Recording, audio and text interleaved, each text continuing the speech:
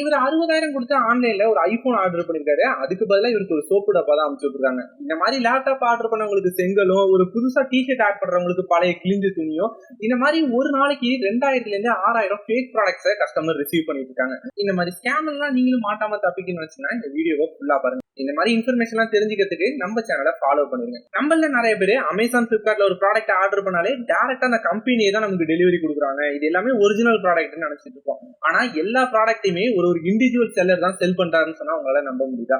இந்த மாதிரி உங்களோட ப்ராடக்ட்டை செல் பண்ற செல்லர் உண்மையிலேயே ஆத்தென்டிக் செல்லர் தானா, இல்ல நம்ம ப்ராடக்ட்ல வேற ஏதாச்சும் ப்ராப்ளம் இருக்கான்னு நம்ம ஜென்யூனான ப்ராடக்ட்டை எப்படி கண்டுபிடிக்கலாம்னு பார்க்கலாம். ஃபர்ஸ்ட் அமேசானா இருந்தாலும் சரி, பிளிப்கார்ட்டா இருந்தாலும் சரி, எந்த ப்ராடக்ட்டை பர்ச்சேஸ் பண்ணணும்னு நினைக்கிறீங்களோ அந்த ப்ராடக்ட்டை கிளிக் பண்ணிட்டு கீழே ஸ்க்ரோல் பண்ணீங்கன்னா சோல்டு பைன்னு ஒரு ஆப்ஷன் இருக்கும். அந்த இடத்துல ஒரு நேம் இருக்கும். அந்த நேம் தான் அந்த செல்லரோட நேம். ஜஸ்ட் அதை நீங்க கிளிக் பண்ணீங்கன்னா ஓவராலா இந்த செல்லரோட ரேட்டிங் எவ்வளவு பர்சன்டேஜ் இருக்கு, இவர் எத்தனை ப்ராடக்ட் ஷிப் பண்ணிருக்காரு, இதுல எத்தனை பர்சன்டேஜ் இவருக்கு பாசிட்டிவ் ரேட்டிங் வந்திருக்குங்கிற மாதிரி எல்லாமே நீங்க டீட்டெயிலா தெரிஞ்சுக்க முடியும்.